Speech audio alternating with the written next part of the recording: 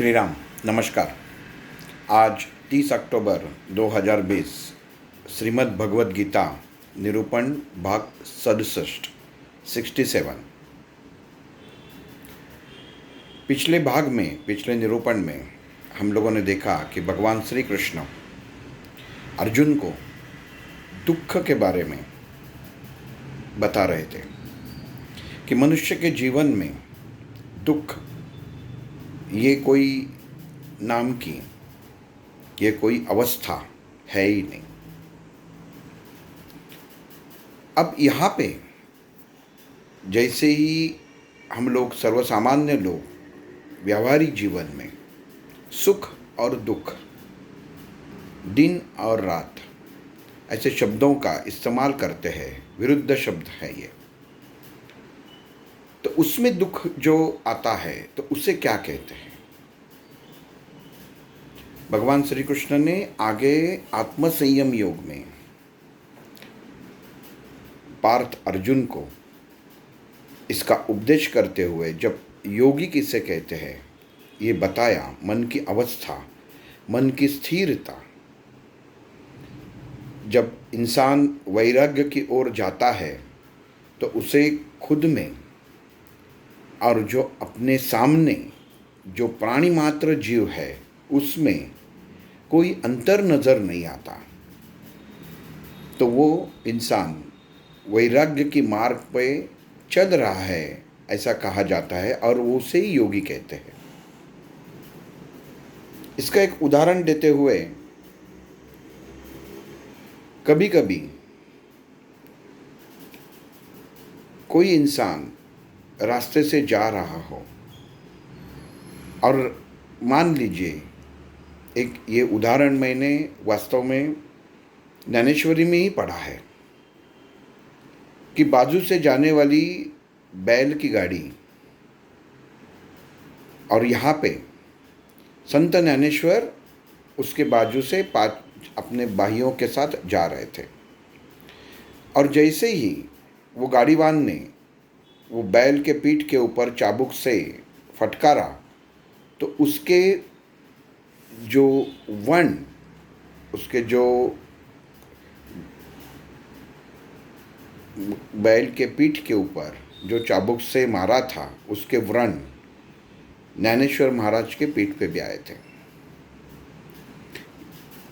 ये अगर आप देखेंगे और सोचेंगे तो ही इसकी गहनता, गहराई आपको पता चल जाएगी कि मनुष्य इतना जुड़ा होना चाहिए कि सामने वाले का सुख मुझ में ही शामिल है और मैं विचार से, मन से सामने वाले को ही समर्पित हूँ। ये भाव, मतलब जब योगी अवस्था आ जाती है तो उसे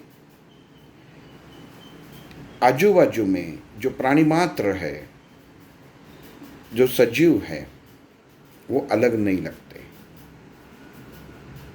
उनकी भाषा वो समझ लेता है, इतनी एकरूपता आती है।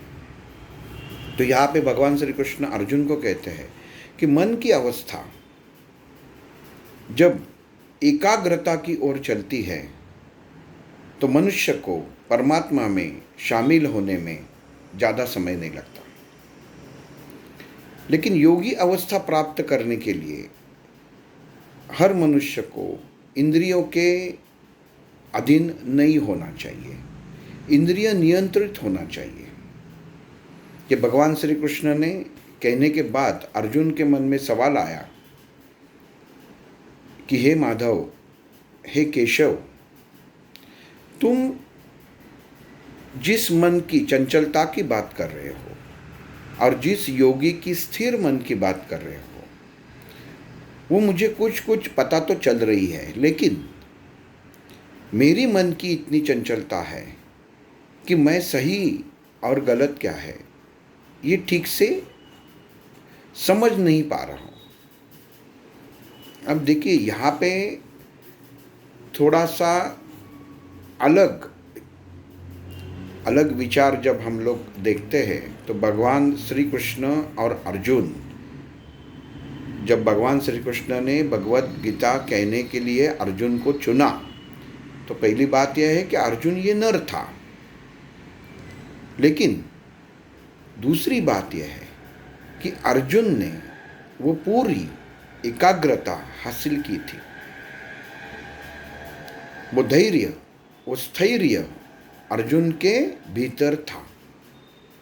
अब आप कहेंगे कि हम लोग अभी तक जो सुनते आए हैं कि अर्जुन जैसे चंचल मन से, अस्वस्थता से ये सब सवाल भगवान श्री कृष्ण को कह रहे हैं, तो वास्तव में सर्वसामान्य जीवन को व्यतीत कैसे हो जाता है, व्यतीत कैसे करना है, इसके लिए ये सवाल अर्जुन द्वारा भगवान श्री कृष्ण को पूछे गए हैं।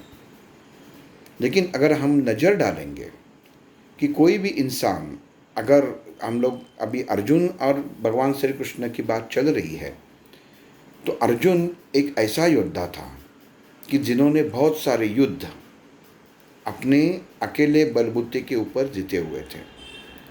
और कोई भी युद्ध जीतने के लिए मन का स्थिर होना बहुत जरूरी है। जो अस्वस्थता हो जाती है इंसान के अंदर, तो वो कोई काम ठीक तरह से करता नहीं है। लेकिन अर्जुन वो योद्धा था कि एकाग्रता से, धैर्य से, मन में उभरी हुई ऊर्जा से हर संकट, हर योद्धा जो उसके खिलाफ युद्ध कर रहा था, उसने विजय प्राप्त की थी। यहाँ पे आज कुरुक्षेत्र पर वही अर्जुन श्री कृष्ण को कह रहा है कि हे केशव, मेरा मन चंचल है। अब ये श्लोक हम लोग देखने से पहले ये देखेंगे कि अर्जुन भी कितना एकाग्रता प्राप्त किया हुआ इंसान था। अपने कुल की मर्यादा, मद, मोह, मत्सर, माया, अहंकार, ये सब जो विकार है उसे अपने काबू में कैसे रखा था, इसके बहुत सारे उदाहरण हैं। एक दो उदाहरण ही मैं आपको बता देता हूँ। जब इंद्र से उसके शस्त्रास्त्र प्राप्त करने के लिए अर्जुन स्वर्ग में गया था, तो जैसे ही वो स्वर्ग में पहुंच गया तो उसे अप्सरा ने देखा और वो अर्जुन के सौंदर्य से मोहित हो गई। और वो मोहित होने के बाद अर्जुन के पास आई और उसने कहा कि मुझे तुम्हारे साथ संग करना है, मेरी शरीर वासना की तृप्ति है अर्जुन, तुम करो। तब अर्जुन ने देखा, देखिए ये बात बहुत महत्वपूर्ण है, अर्जुन के एकाग्रता, विचार और मन ने देखा कि ये अप्सरा, ये तो मेरे ही कुल की जननी है।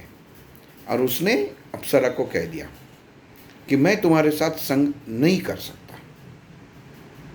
ये देखते हुए वो अप्सरा गुस्से से पागल हो गई और उसने अर्जुन को शाप दिया कि तुम नपुंसक हो जाओगे। देखिए यहाँ पे भी अब हम लोगों को देखना बहुत जरूरी है कि त्रिलोक में ये मद, मोह, मत्सर, माया, अहंकार कितना फैला हुआ है। वो अप्सरा भी इतनी मोहित हो गई अर्जुन के सौंदर्य पे कि वो चीज़ अर्जुन न प्राप्त होने के बाद, न प्राप्त होने की वजह से उसने अर्जुन को शाप दिया कि तुम नपुंसक हो जाओगे।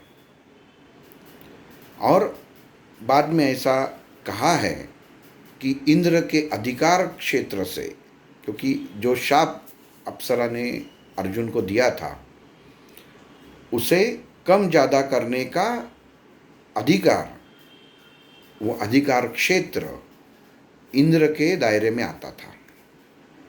तो इंद्र ने 1 साल के लिए अर्जुन को वो नपुंसक तुम रहोगे लेकिन जब चाहो तब रहोगे, ये भी शाप जब आप उसको भुगतना है तो उशाप जो बोलते हैं वो उसे अर्जुन को दे दिया। और हम लोगों ने देखा है कि महाभारत में वनवास काल में अर्जुन कुछ महीनों के लिए, एक साल के लिए ये शाप था उसको। ये नपुंसक, वो ना स्त्री ना पुरुष, ये भेष में उसने वनवास में जीवन काटा था, उसको उस समय उसका फायदा हुआ था। लेकिन ये उदाहरण कहने की बात यह है कि अर्जुन का धैर्य, अर्जुन का स्थैर्य, अर्जुन के मन का विचार, अर्जुन की एकाग्रता, अर्जुन के अपने इंद्रियों पे अमल होना, ये बात का ये उदाहरण सबूत है। दूसरी बात, जब मन स्थिर होता है तो इंसान के विचारों से, इंसान के कृति द्वारा कोई गलत फैसला नहीं होता। सर्वसामान्य जीवन अभी हम जब व्यतीत करते हैं तो 90% जो फैसले हम लेते हैं वो जल्दबाजी में लेते हैं। तुरंत वो भगवान को, वो ईश्वर को जिसकी हम सेवा करते हैं उसे दोष देकर वही मेरे कर्म के लिए जिम्मेदार है, ऐसा उसको दोषी ठहराकर हम लोग भगवान को ही दोषी समझते हैं। लेकिन वास्तव में कि मेरा कर्म, मेरा धर्म, ये क्या है? धर्म मतलब कोई जातिवाद से नहीं मैं कह रहा हूँ। जैसा पत्नी धर्म रहता है, पति धर्म रहता है, गुरु धर्म रहता है, भ्राता धर्म रहता है, वैसा ही मेरा धर्म क्या है, मैंने क्या सीखा है, मैं कौन से स्थान पे अभी हूँ, मेरी उम्र कितनी हुई है, उस समय ज्ञान होना बहुत जरूरी है। ऐसा कहते हैं कि विराट राजा ने ये पांडवों का एक बार अपमान किया, लेकिन कोई तो ऐसी बात हो गई कि जिसमें से उसमें से न चाहते हुए भी गैर समझ पैदा हो गई, और उसकी वजह से जब गोदान का समय था तब उसके समझ में आया कि मेरी गलती क्या हो गई, मैंने कहा, और पांडवों का अपमान करते वक्त मेरी गलती क्या हुई ये विराट राजा को मालूम था। इसके लिए उसने अर्जुन को कहा कि मेरी पुत्री उत्तरा को तुम अपनी पत्नी बनाओ। लेकिन अर्जुन ने उसे अपनी सुन, बेटे की पत्नी, ये रिश्ते से स्वीकार कर लिया। अब देखिए यहाँ पे बहुत सारे, जैसे हम लोग महाभारत पढ़ते हैं उसके ग्रंथों का जो अभ्यास करते हैं, कि उन्होंने कहा कि उस वक्त, ये बात मैं इसके लिए बोल रहा हूँ क्योंकि हम लोग अभी मन का संयम देख रहे हैं, आत्म संयम योग देख रहे हैं कि अर्जुन जिसने ये निर्णय लिया कि ये मेरे पुत्र की पत्नी बन जाएगी, तो उस वक्त बहुत सारे लोगों ने टीका की, ऐसी है बहुत सारी किताबों में, कि उस वक्त अर्जुन को अपनी उम्र का एहसास हो गया, इसके लिए उसने उसे पत्नी करके स्वीकार नहीं किया। ये बहुत बुरी बात है क्योंकि अर्जुन वो क्षमा उसके मन में बसी हुई थी, उतना धैर्यवान वो था कि जो हर बात ठीक से सोचे, समझे और फिर करे। ऐसा इंसान जो वीर था, जो कोई भी युद्ध अपनी स्थिरता से, मन की विचारों से, होशियारी से जीता था, वो इंसान आज अपनी उम्र, मेरी उम्र में अभी बुजुर्ग हो गया हूँ, ऐसा उसने खुद ने अर्जुन को समझना, और ये समझ अपने जैसे जो किताबें लिखे हुए उनके मन में आना, ये सबसे बड़ी गलत बात है। जैसे बोलते हैं कि शेर शेर ही रहता है। और एक बात मैं कहना चाहता हूँ कि जब भी कोई हम लोग धैर्य की बात करते हैं, किसी की वीरता की बात करते हैं, तो उसका अध्ययन होना बहुत ज़रूरी है, जो हम लोग करते नहीं हैं। भगवद गीता पढ़ते समय ये आत्मसंयम योग अभी हम लोग जो देख रहे हैं, उससे वक्त हमारे नज़र में एक ही चीज़ आती है कि ये अर्जुन को कुछ समझता नहीं है और वो भगवान श्री कृष्ण के सामने बैठा है। लेकिन वास्तव में जब ये भगवद गीता चालू हुई, जब भगवान श्री कृष्ण ने, नारायण ने अर्जुन को, नर को ज्ञान देना शुरू किया, तो उससे पहले जो अर्जुन ने पराक्रम किए वो हमें पढ़ने जरूरी चाहिए। क्योंकि अगर वो आप पढ़ेंगे नहीं तो अर्जुन क्या था वो आपको पता नहीं चलेगा। मैं ये इसके लिए कह रहा हूँ क्योंकि अर्जुन जो सब चीज़ों से गुजर चुका था और जब चीज़ें 10 इंद्रिय उसने वश में रखी थी, ऐसा अर्जुन फिर भी मन की अवस्था चंचल है, ऐसे भगवान श्री कृष्ण को कहता है और कह रहा है। तो हम लोगों का क्या होगा? हम लोग तो इतने स्थिर, वीर और स्थैर्यदायी है ही नहीं। पल पल पल हम लोग अलग अलग विचारों पे सोचते हैं। तो अर्जुन को हमें देखने का जो नज़रिया है वो यहाँ पे एक योगी को देखने का नज़रिया से हम लोगों को अर्जुन को देखना इसके आगे बहुत ज़रूरी है। कि केवल इतने हम लोग कभी कभी लोग कहते इतनी अकल नहीं अर्जुन को, आपने वो नहीं देखा। भगवान श्री कृष्ण से ज्ञान प्राप्त करने के लिए उसने खुद का, मुझे ये सब चीज़ें मालूम है, ये प्रदर्शित नहीं किया। जो ज्ञान परमात्मा से मुझे प्राप्त हो रहा है, हालांकि अर्जुन के मन की अवस्था थी, ये सच है, लेकिन वो इतना धैर्यशील वीर पक्का था। अभी पाशुपात अस्त्र हम लोगों को मालूम है कि भगवान शंकर ने अर्जुन को प्रदान किया था। उस वक्त भी क्या हुआ, जब ध्यान में अर्जुन बैठा था तब भगवान शिव ने उसे भेष बदलकर एक मृग के ऊपर से, मृग की वजह से, जो कोई वास्तव में हिस्सा नहीं था, जिसे बोलते हैं कि कोई भी झगड़ा निकालना, जो झगड़ा हो नहीं सकता, जो था नहीं, जो कृति हुई नहीं है, फिर भी वो परिस्थिति उत्पन्न करना और उससे सामने वाले से झगड़ना, ये भगवान शंकर ने अर्जुन के साथ किया।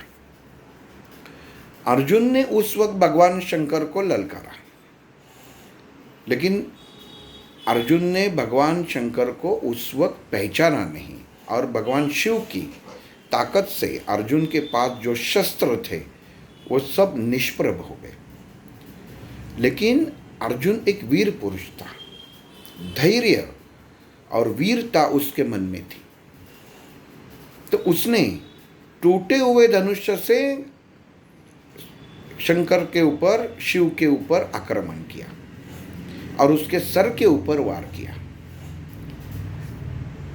मैं ये सब चीज़ें आज का भाग बहुत ही धीरे धीरे बोल रहा हूँ क्योंकि हम लोगों को ये स्थिति अपने आँखों के सामने लानी है कि अर्जुन जो संभ्रमित अवस्था में हम लोग आज तक देख रहे हैं कि उसके मन की चंचलता है, वास्तव में उसके मूल क्या है, उसके गुण क्या थे और अभी वो क्या दिखा रहा है। ये पूरा भगवान श्री कृष्ण का भगवद गीता रहने दीजिए, महाभारत रहने दीजिए, पूरा मायाजाल है। उसे हम लोगों को देखना है, परखना है, सीखना है। इसके लिए मैं आज का भाग बहुत ही एक एक शब्द में अंतर रख के कह रहा हूँ कि अर्जुन के मन में जो वीरता थी उसे उस वक्त स्थैर्य से, धीर से, मेरे पास मेरे शस्त्र समाप्त हुए, खत्म होने के बावजूद उसने टूटे धनुष्य से भगवान शिव के ऊपर जो भेष बदले हुए थे उनके ऊपर आक्रमण किया।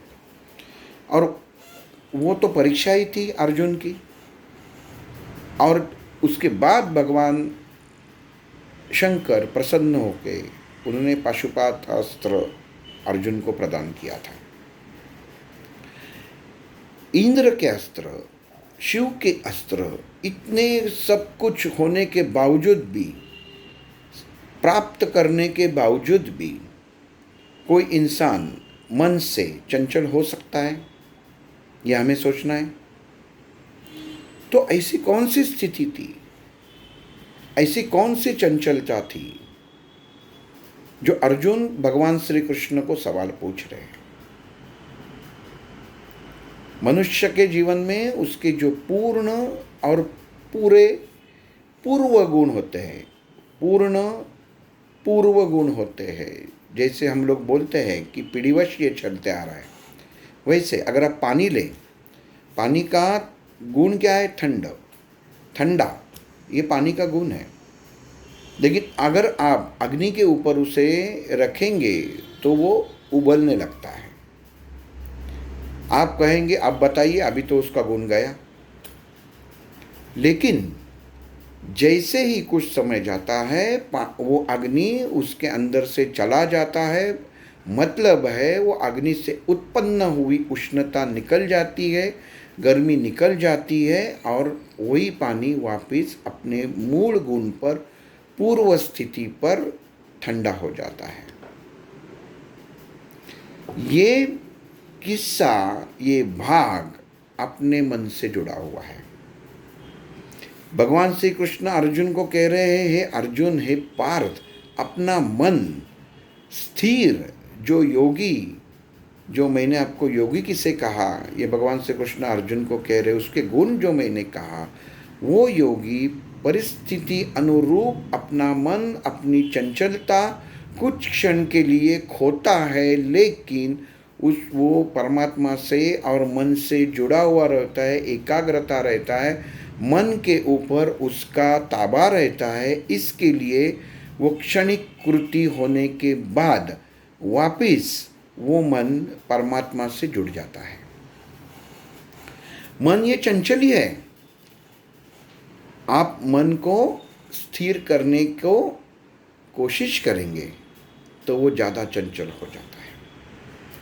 लेकिन ये चंचलता अगर आप स्वीकार करते हो कि मुझ में चंचलता है, अभी मैं हाथ हिला रहा हूँ और अगर मैं ऐसा बैठता हूँ तो ये मेरा स्वस्थपन है, लेकिन मैं हाथ हिला रहा हूँ, वो क्षण के लिए हिला रहा हूँ, वो कृति होने के बाद मैं वापस रखता हूँ, मैं चंचल होने के बाद वापस स्थिर हो जाता हूँ।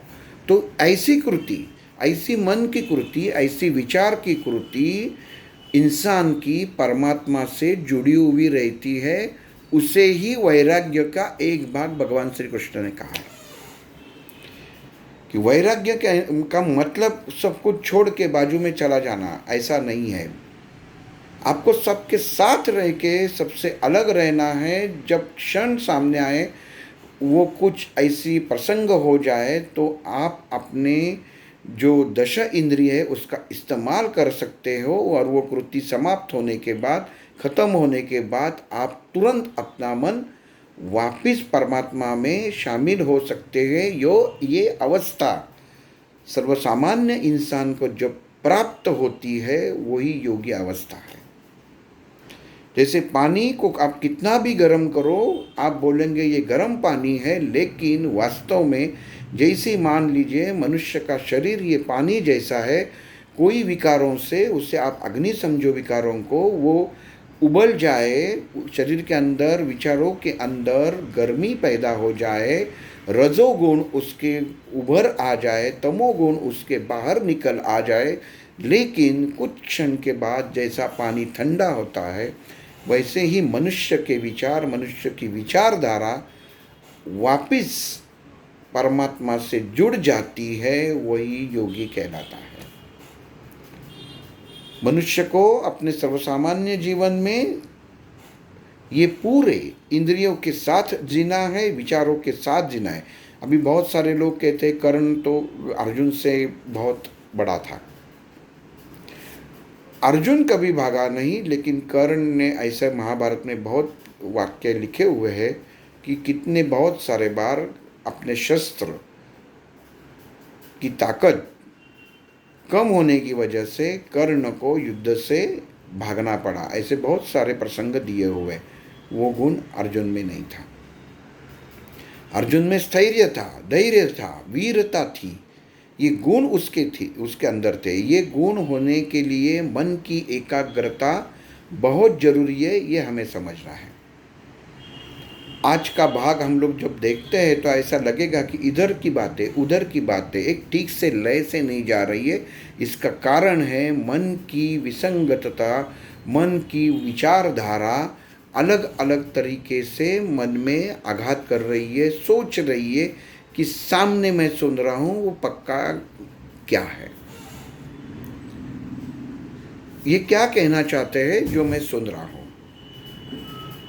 इसके लिए मन की अवस्था, मन के विचार की अवस्था हम लोगों को मालूम करनी चाहिए। और मन पे, हमारे विचारों पे हम लोगों को कायम रखते हुए, मेरे मन का विचार क्या है, अगर वो गलत है तो उसे निकाल देना चाहिए और उसके ऊपर कायम रखना है, जो कृति द्वारा हमें दिखना चाहिए। दुख क्या है ये कल तो बता दिया, लेकिन उसके ऊपर हम लोग अमल कितना करते हैं वो सबसे बड़ा महत्वपूर्ण है। कभी कभी ऐसा हो जाता है कि हमारे पहचान में, हमारे रिश्तेदारी में, हमारे सुनने में कोई इंसान बीमार रहता है, उसको कुछ बीमारी हो जाती है और उसकी वजह से अपना मन अस्वस्थ हो जाता है। तो ये मन की अस्वस्थता आप कुछ क्षण के लिए अगर आपको प्राप्त होती है तो ठीक है, लेकिन आप, इसका अर्थ ये है अगर उससे आप जुड़े रहेंगे और वही अस्वस्थता आपके मन में घर करके रहेगी तो इसका मतलब है आप साधना करते हुए भी परमात्मा से जुड़े नहीं हैं। अगर परमात्मा से जुड़े हुए हैं तो परमात्मा के नियम हम लोगों को पहले स्वीकार करने चाहिए। परमात्मा के नियम क्या है वो पहचानने चाहिए। परमात्मा ने क्या कहा है वो पढ़ना चाहिए। और यहाँ पे मैं कहाँ पे बैठता हूँ ये सोचना चाहिए, और उससे पता चल जाएगा कि मैं कहाँ पे चंचल हूँ। और वो चंचलता, देखिए हर इंसान की मन की चंचलता तो अवश्य रहेगी, लेकिन जब आप परमात्मा से जुड़ जाते हो तो वही चंचलता पल भर में, एक क्षण में, तुरंत अपने दिमाग से निकल जाती है और हम लोग परमात्मा से जुड़ जाते हैं। ये अवस्था हर इंसान के मन में और जीवन में आनी बहुत ज़रूरी है, जिसे ध्यान कहते हैं। कि निर्विचार अवस्था निर्विचार नहीं है, वो विचार हम लोगों को कुछ क्षण के लिए बाहर रखना चाहिए। निर्विचार, आया हुआ विचार भी हम लोगों को स्वच्छ करके अपने मन को उसे को समझाना है।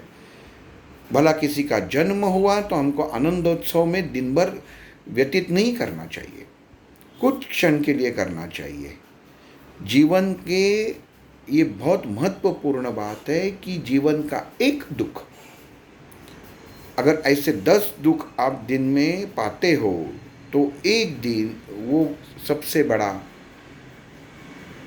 आपका निगेटिविटी का, ऋण भार का भंडार हो जाता है। और एक अच्छा विचार, अगर दिन में आप 10 अच्छे विचार करते हैं तो वही अच्छे विचार एक दिन में धनभारित हो जाते हैं, मतलब उसे इंग्लिश में पॉजिटिव थिंकिंग कहते हैं। तो मन में विचार कौन से लाना है, कैसे लाना है, अपने ऊपर है। आप शक्कर लो, अपने एक गोनी में शक्कर भरी हुई रहती है, लेकिन एक एक दाने से भरी हुई रहती है। कौन सा भी दाना लो उसको शक्कर ही कहता है, उसको कुछ अलग नाम नहीं रहता। एक दाना लिया तो शक्कर है, और गोनी में जितनी है वो भी शक्कर है। कहने का मतलब यह है कि मन के अंदर, मनुष्य के विचार के अंदर जो कृति, जो विचार उत्पन्न हो जाता है, वो हमें वहाँ तक ही कुछ क्षण के लिए समझकर वो कृति होने के बाद तुरंत छोड़ना चाहिए। अगर पेट भर गया, अच्छा खाना खाया, तो वो ऐसा नहीं कि मैं अभी 2 दिन पे वही उसी के अंदर अटका जाऊं, तो नहीं। वो उसे लालच कहते हैं, खिंचाव कहते हैं कि वो अन्न के पीछे, वो खाने के पीछे आपका मन अटका हुआ है। कोई भी चीज़ हो, वो छोड़ना कैसा है और छोड़ी कैसी जाए, और उसके लिए मन एकाग्रता होना बहुत जरूरी है।